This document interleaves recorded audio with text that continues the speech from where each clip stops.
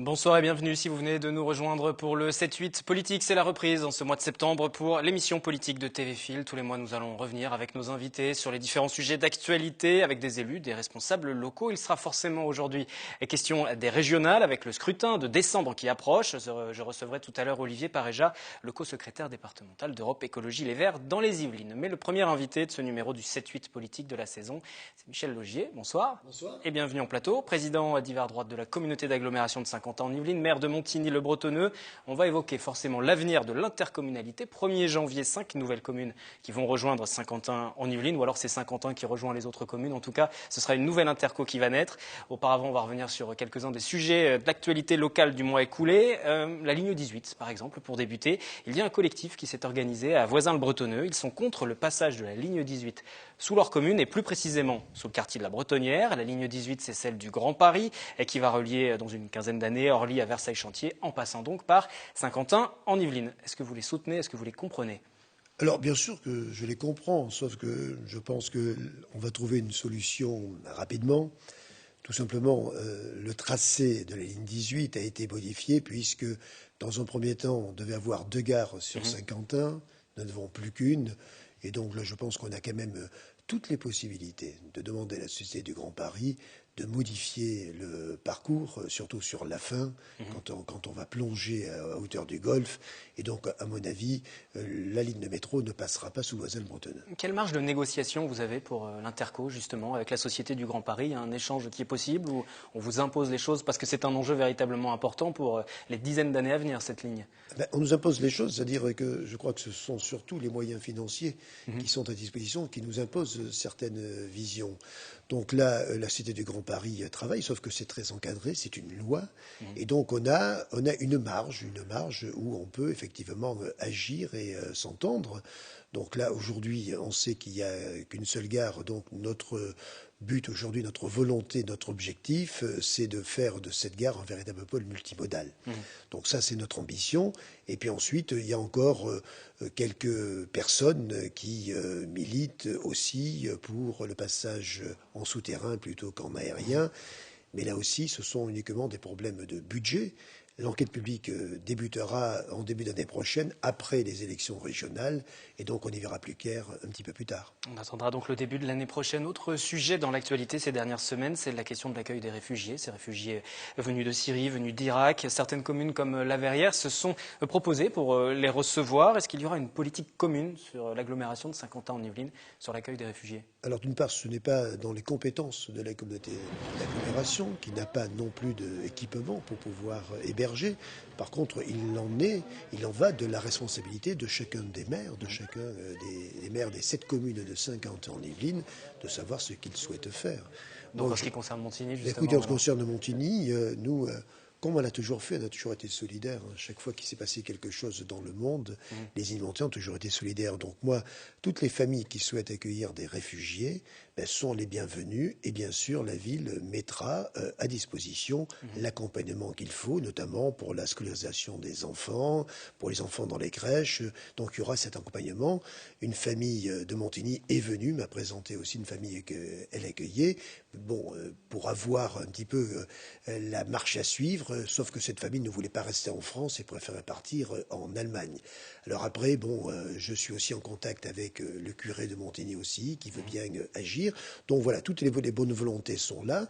Maintenant, quand les réfugiés, si certains réfugiés veulent venir habiter Montigny, eh bien, nous les accompagnerons comme il le faut. Et d'ailleurs, on a eu aussi quelques réfugiés, mais pas que sur le territoire de Montigny, mais sur les Yvelines, puisque nous avons été quand même la première commune de France à organiser une messe en arabe avec les chrétiens d'Orient. Donc l'évêque des Maronnites de France était présent, avec l'évêque de Versailles. Et donc on a pu voir aussi la générosité à Montigny. On va continuer à profiter de ce premier numéro de l'année du 7-8 politique pour évoquer avec vous quelques-uns des sujets qui concernent l'agglomération. Pas que l'agglomération, mais en tout cas l'agglomération est aussi concernée. C'est la question des diminutions des dotations de l'État, des dotations financières de l'État aux différentes communes, moins 30% en moyenne.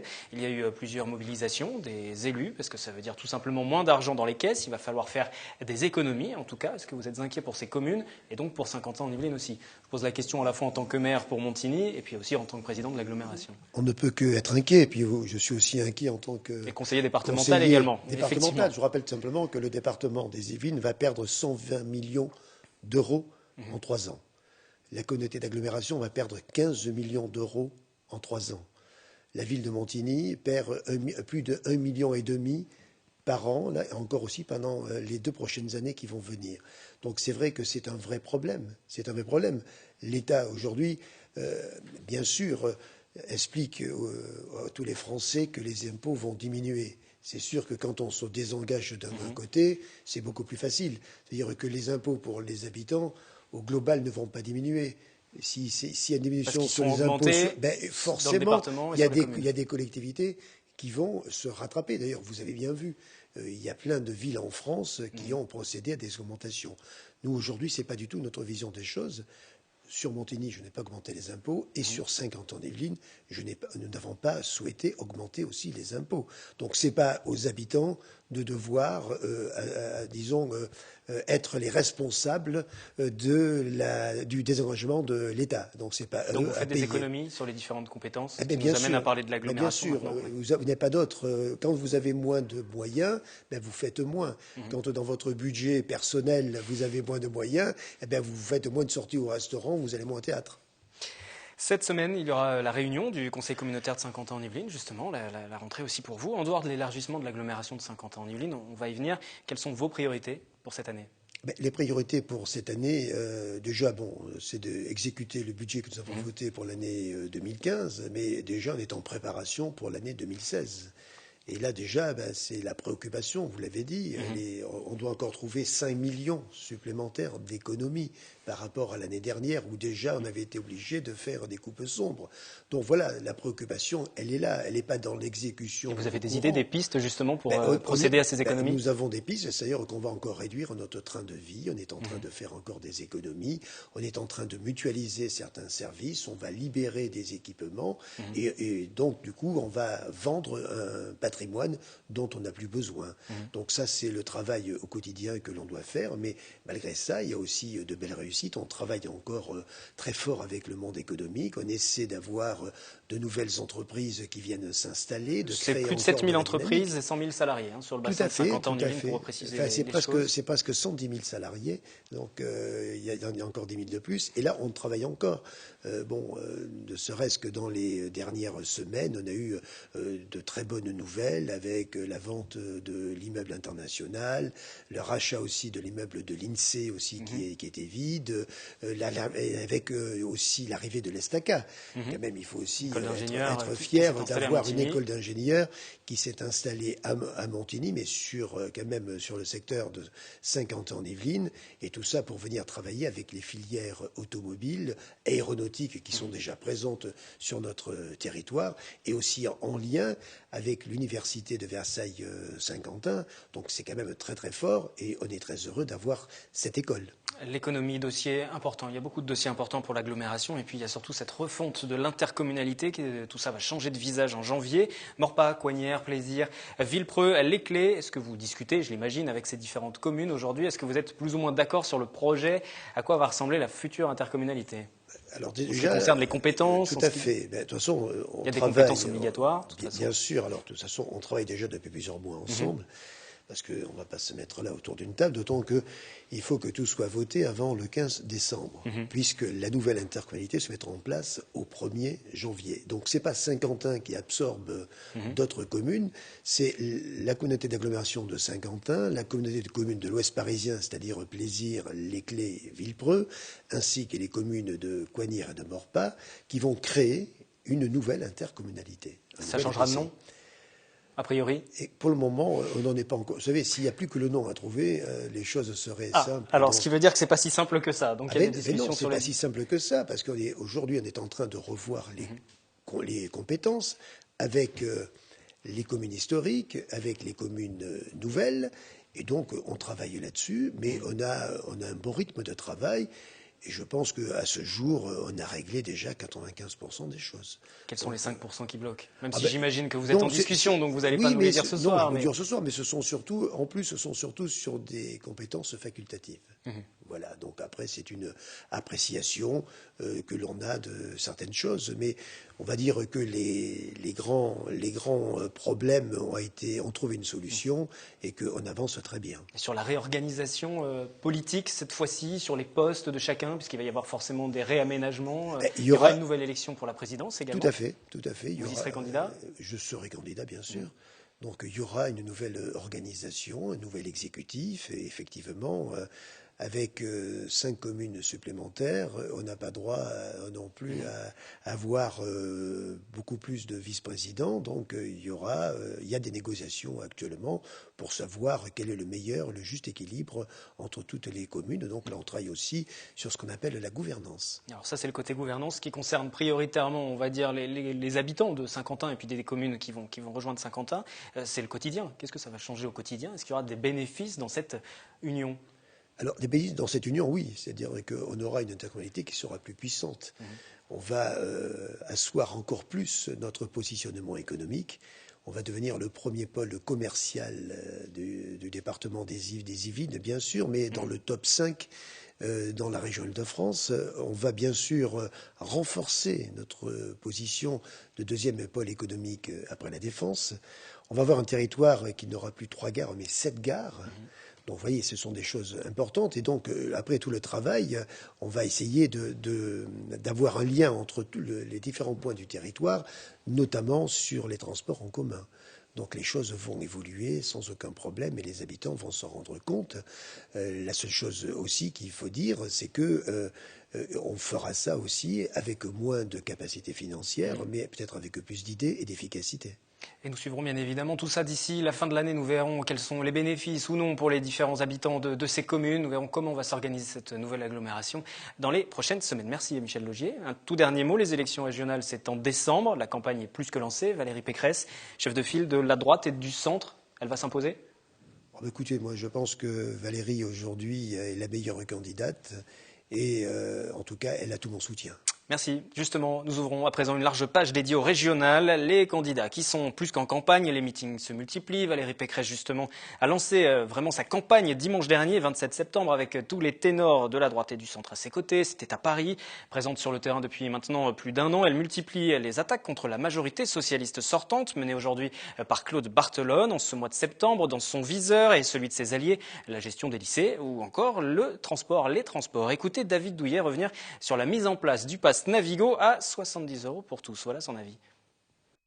Un pass Navigo à tarif unique, pourquoi pas. La gratuité totale dans les transports parisiens, j'en rêve, mais on n'a pas les moyens. Aujourd'hui, la tarification unique du pass Navigo, qui, comme par hasard, tombe là à quelques mois avant l'élection, comme par hasard, pour moi c'est une décision... C'est de l'irresponsabilité politique. Pourquoi? Parce qu'elle n'est pas financée. Aujourd'hui, M. Barthelone, avec M. Calfon, cherche le moyen de financer ces 200 millions d'euros qui manquent. Le bilan, après 17 années de gestion régionale par les socialistes, il est catastrophique sur tous les niveaux, mais en particulier au niveau des transports. Voilà. Et l'UMP qui pourra aussi compter sur les voix du MoDem. Après l'UDI, c'est la formation de François Bayrou qui vient de conclure un accord national avec les Républicains. Un risque pour la survie de son parti pour certains, l'assurance d'obtenir quelques élus, quelle que soit l'issue de ce scrutin pour d'autres. Du côté du PS à présent, on se met à rêver d'une grande alliance à gauche. Un référendum sera proposé mi-octobre sur la pertinence de s'allier entre le PS, le PC, les écologistes. Mais pour le moment, c'est seul que Claude Barthelone mène sa campagne en Ile-de-France. Il est venu dans les Yvelines en ce mois de septembre, visiter le site de l'INRA où se trouvent des ingénieurs agricoles. Il est venu observer l'avancée des recherches dans le secteur de l'agroalimentaire et surtout défendre le bilan de ses prédécesseurs, Jean-Paul Huchon, en tête. Et naturellement, on en revient à la question du développement des transports. On voit les différents outils qui sont ceux de la région sur lesquels il faut activer, utiliser le bilan de Jean-Paul Huchon pour aller plus loin.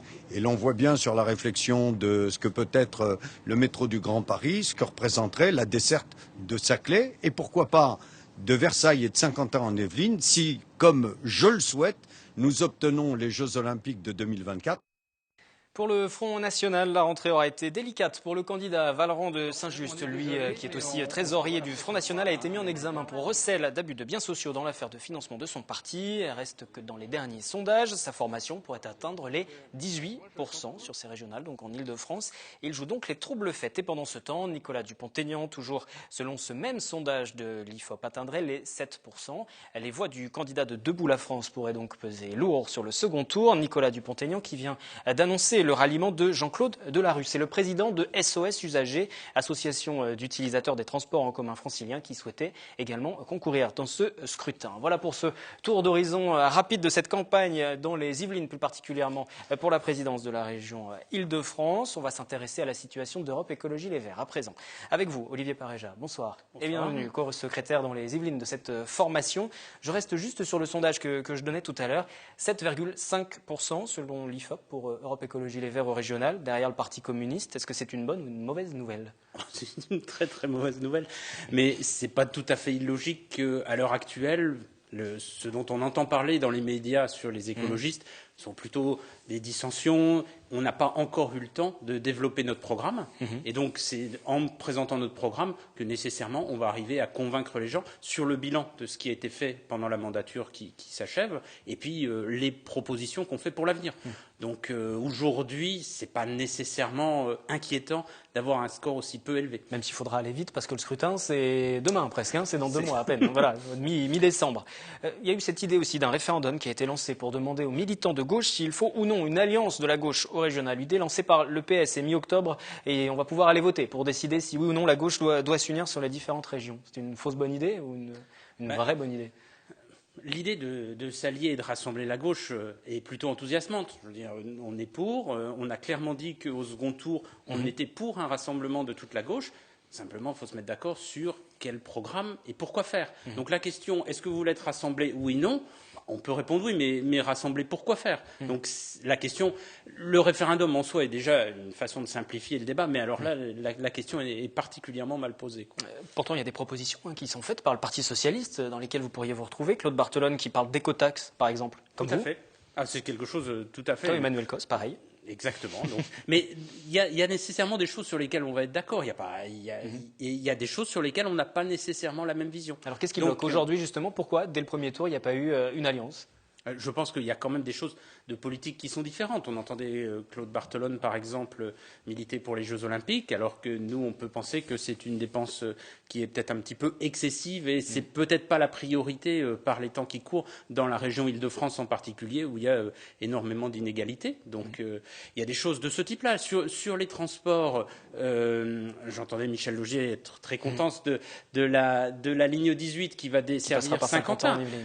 Mais on peut se poser la question, est-ce que cette ligne est justifiée par rapport aux besoins et pour quelle urbanisation? C'est-à-dire qu'il est évident que l'urbanisation actuelle de Saint-Quentin en Yvelines et de ses environs ne justifie pas une ligne de métro automatique. Le but, c'est de se projeter aussi, pour avoir toutes les infrastructures nécessaires à l'avenir, vu le développement du secteur, avec Paris-Saclay en ligne de mire, bien sûr. Bien sûr, mais est-ce que ça veut dire consommer les terres agricoles qu'on a sur le plateau de Saclay? Elles sont sanctuarisées aujourd'hui, il faut se battre pour les garder. Dans le programme écologique, par exemple, à la région, il est évident qu'il y aura quelque chose sur l'agriculture de proximité, sur l'agriculture en ville, parce que demain, avec les objectifs qu'on se donne par rapport aux émissions de gaz à effet de serre, on est à 2 mois de la COP, il va falloir quand même qu'il y ait des choses qui changent si on veut rester en dessous des 2 degrés au-dessus duquel on ne sait pas trop ce que peut devenir la Terre et les catastrophes qu'on pourrait avoir de dérèglement climatique. Donc si on veut rester en dessous de ces 2 degrés, il y a des choses qui doivent changer. Et en particulier, c'est relocaliser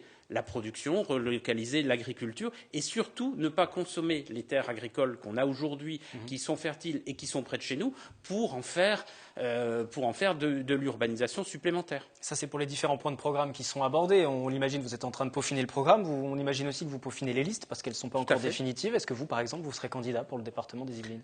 Donc, les listes sont en train d'être construites. Donc, les têtes de liste ont déjà été annoncées. Donc, par exemple, dans les Yvelines, Mounir Satouri emmènera la liste des Yvelines, avec des écologistes, avec des personnes de Cap 21, puisqu'il y a un accord pour ces élections régionales. Et donc, on est en train de constituer le reste de la liste. Et il y a un conseil ce soir qui se réunit au niveau de la région ce soir, si pour vous êtes savoir candidat, par exemple. Exactement. Voilà.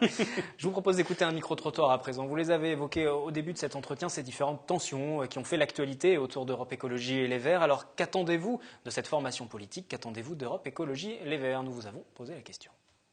Je suis très écologie, oui. Je suis pour l'environnement. Je suis membre des associations pour les animaux, pour le WWF, tout ça. Donc, moi, si ça peut faire un parti ou quelque chose qui puisse donner des voix, oui, j'aime bien. Qui remplisse sa mission d'écologie, comme son nom l'indique. Parce que pour l'instant, on n'a pas vu trop de... Enfin, je n'ai pas vu, en tout cas, moi, personnellement, je n'ai pas vu d'action concrète. Mais, et puis, que ça soit un parti citoyen aussi. Ils travaillent dans le sens pour l'intérêt du bien commun et non pour des intérêts individuels surtout. C'est que je pense qu'ils n'ont pas ils ont pas une politique très... Est-ce que ça peut vraiment jouer dans les politiques actuelles? Je pense que c'est une bonne politique et peut-être que ça jouera sur le futur, mais en soi, je ne sais pas si politiquement parlant, ils ont vraiment un bon truc économique. Vous faites que de l'écologie? Non, vous avez d'autres propositions aussi pour Tout à fait. réagir sur ce qui venait de dire. Tout à fait. Non, par exemple, une des propositions qui est claire, c'est sur le logement. Continuer ce qui a été fait. Dans la mandature actuelle, Emmanuel Cos, qui est notre tête de liste pour les régionales, était vice-présidente au logement de la région Île-de-France. Et il a été investi 1,2 milliard sur le logement pour essayer de réduire les inégalités qui sont extrêmement importantes en Île-de-France. Et donc, typiquement, l'idée est de continuer. Et il y a des choses, alors donc la personne ne le sait pas nécessairement, donc ça va être notre travail dans les semaines à venir de l'expliquer. Mais donc sur le logement, il y a des choses qui ont été faites. Sur le pass Navigo, par exemple, on entendait David Douillet qui trouvait que ce n'était pas financé. Mais n'empêche qu'il y a 10% de personnes en plus en septembre qui ont pris un pass Navigo. Donc c'est extrêmement important que les gens utilisent plus les transports en commun. Donc ça, c'est des choses qui ont été faites. Et on va continuer dans ce sens-là. On a énormément de propositions qui ont déjà été communiquées sur les transports, par exemple, sur le fait d'avoir des tickets qui soient valables 1h30, qui soient valables également dans les bus. Et des choses qui vont permettre... Il y a toute une série de propositions. Je vous interromps juste, excusez-moi, mais le temps passe et je voudrais quand même vous faire réagir sur ces tensions qu'il y a eu au sein d'Europe Écologie Les Verts, parce qu'on l'a entendu aussi dans le micro-trottoir. Il ne faut pas que le parti serve, comme dans les autres formations, ceci dit, à des intérêts, des ambitions personnelles. Il y a eu les départs de Jean-Vincent Placé, de François de Rugy aussi. Ils ont même lancé un mouvement d'ailleurs, le mouvement écologiste. Tout à fait. C'est un coup dur?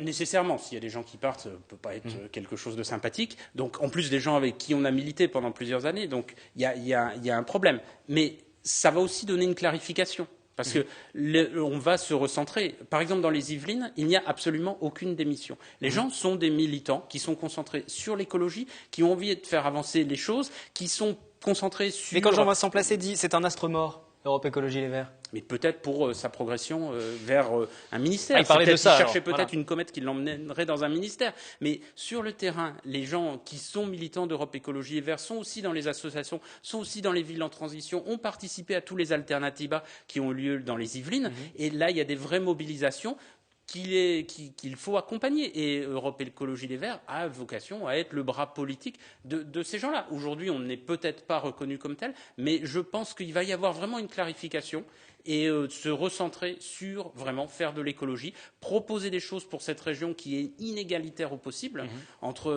Il y a des revenus moyens entre les communes d'Île-de-France qui peuvent être de 1 à 5. Il y a 1,4 million de personnes qui sont sous le seuil de pauvreté.